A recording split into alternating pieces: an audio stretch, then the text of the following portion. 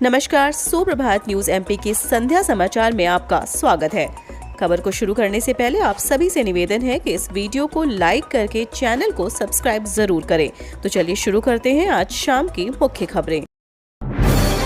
हर घर लहराएगा तिरंगा, प्रशासन प्राण प्रण से जुड़ा अभियान को सफल बनाने में। आजादी के अमृत महोत्सव के तहत लोगों को राष्ट्रीय गौरव से परिचित कराने के लिए 11 अगस्त से 17 अगस्त तक स्वतंत्रता सप्ताह मनाया जाएगा, जिसके अंतर्गत शासन द्वारा 13 से 15 अगस्त तक हर घर तिरंगा फहराने के निर्देश जारी किए गए हैं। अतः सभी से अपेक्षा की जा रही है कि वो न केवल झंडा फहराएं बल्कि तिरंगे के साथ सेल्फी लें और फोटो अपलोड करें। इसके लिए प्रशासन की ओर से तमाम संबंधित अधिकारियों को अभियान की सफलता के लिए आवश्यक निर्देश दिए गए हैं। 27 जुलाई से होगा वाहन सर्वर शुरू, लोगों को मिलेगी कई सुविधाएं। केंद्र सरकार के वाहन सर्वर की विदिशा में हुए सफल ट्रायल के बाद बुधवार से इस व्यवस्था को इंदौर सहित पूरे प्रदेश में लागू कर दिया जाएगा। भोपाल में प्रदेश भर के आरटीओ अधिकारियों को इस संबंध में प्रशिक्षण देने के साथ डीलरों को भी इसका प्रशिक्षण दे दिया गया। अभी यह व्यवस्था नए वाहनों के लिए शुरू हो रही है। एआरटीओ हृदय यादव ने बताया कि अभी नए वाहन ही इस सर्वर पर पंजीकृत किए जाएंगे। पुराने वाहनों के लिए व्यवस्था अभी देरी से शुरू की जाएगी। नई व्यवस्था काम में तेजी से हो जाएगा। डीलरों को यहां पर काम हो जाएगा, लोगों को आरटीओ आने की जरूरत नहीं होगी। इसके अलावा वाहन सर्वर की व्यवस्था लागू होते ही प्रदेश में डीलरों को वाहन पंजीयन करवाने के अधिकार मिल जाएंगे। मतदाता सूची में नाम जुड़वाने के लिए मिलेंगे 4 मौके। मतदाता सूची में नाम जुड़वाने के लिए अब युवाओं को 1 जनवरी का इंतजार नहीं करना पड़ेगा। अप्रैल, जुलाई और अक्टूबर की पहली तारीख को भी 18 वर्ष की आयु प्राप्त करने वाले युवक मतदाता सूची से नाम जुड़वाने के लिए पात्र होंगे। भारत निर्वाचन आयोग ने निर्वाचन विधि संशोधन अधिनियम 2021 के माध्यम से यह परिवर्तन किया है। मुख्य निर्वाचन पदाधिकारी अनुपम राजन ने बताया कि अभी मतदाता सूची में नाम जोड़ने के लिए अर्हता तिथि 1 जनवरी थी। यदि कोई युवा किसी और माह में 18 वर्ष की आयु प्राप्त कर लेता था तो भी उसे मतदाता सूची में नाम दर्ज कराने के लिए 1 जनवरी का इंतजार करना पड़ता था। नई व्यवस्था के अनुसार अब उसे 3 मौके और मिलेंगे, यानी 1 अप्रैल, 1 जुलाई और 1 अक्टूबर को 18 वर्ष की आयु प्राप्त करने पर वह अपना नाम मतदाता सूची में जुड़वाने के लिए पात्र होगा।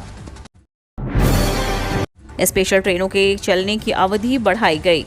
रेल प्रशासन द्वारा यात्रियों की सुविधा के लिए वर्तमान में चलाई जा रही स्पेशल ट्रेनों के चलने की अवधि को बढ़ा दिया गया है। उधना जंक्शन रीवा साप्ताहिक स्पेशल ट्रेन 30 सितंबर व रीवा उधना जंक्शन साप्ताहिक स्पेशल ट्रेन 1 अक्टूबर तक बढ़ा दी गई है। इसी प्रकार उधना जंक्शन बनारस साप्ताहिक स्पेशल ट्रेन 27 सितंबर तक, वापसी में बनारस उधना जंक्शन साप्ताहिक स्पेशल ट्रेन 28 सितंबर तक विस्तारित कर दी गई है।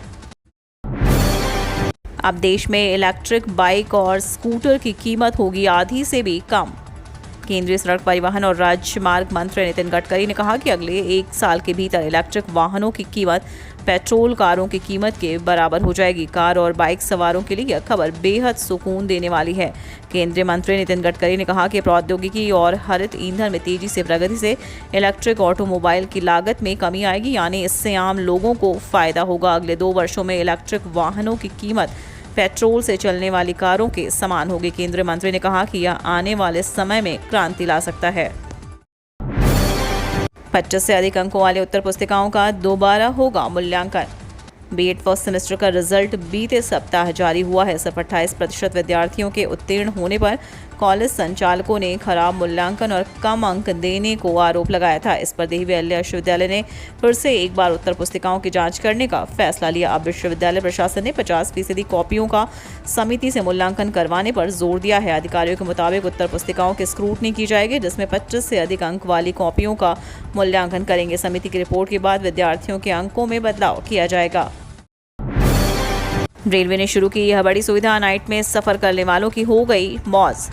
रेलवे की तरफ से यात्री सुविधाओं में लगातार सुधार किया जा रहा है। इसके तहत देश के तमाम स्टेशंस पर वाईफाई, एस्केलेटर समेत तमाम सुविधाएं शुरू की गई हैं। यात्री सुविधा को ध्यान में रखकर रेलवे बोर्ड अपने सर्विस में लगातार सुधार कर रहा है। रेलवे की तरफ से अब जो सर्विस शुरू की गई है, यदि आप उसके लिए सब्सक्राइब करते हैं तो आप सफर के दौरान भी रात में चैन की नींद ले सकेंगे।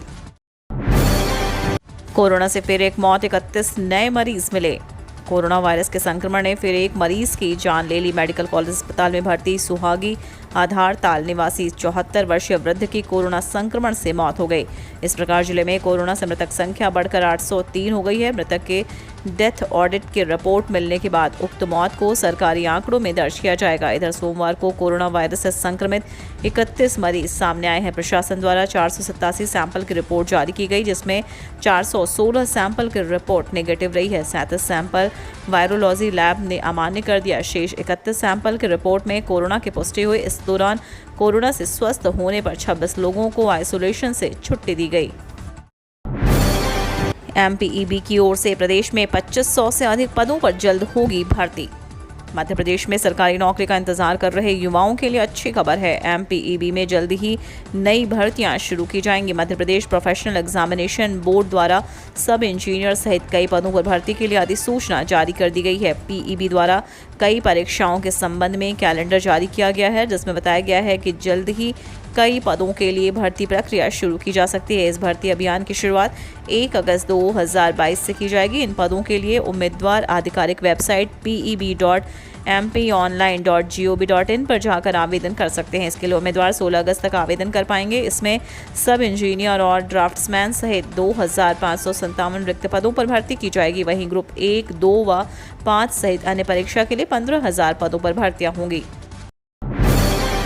16 राज्यों में 30 जुलाई तक दिखेगा मानसून का असर, अलर्ट जारी।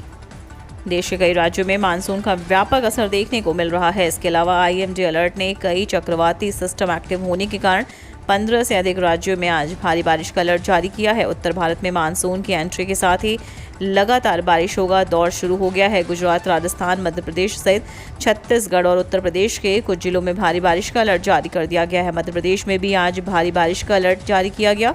न्यूनतम तापमान 23 डिग्री जबकि अधिकतम तापमान 27 डिग्री सेल्सियस तक रहने की संभावना जताई गई है। मध्य प्रदेश के पश्चिमी जिलों में आज भारी बारिश देखने को मिल सकती है।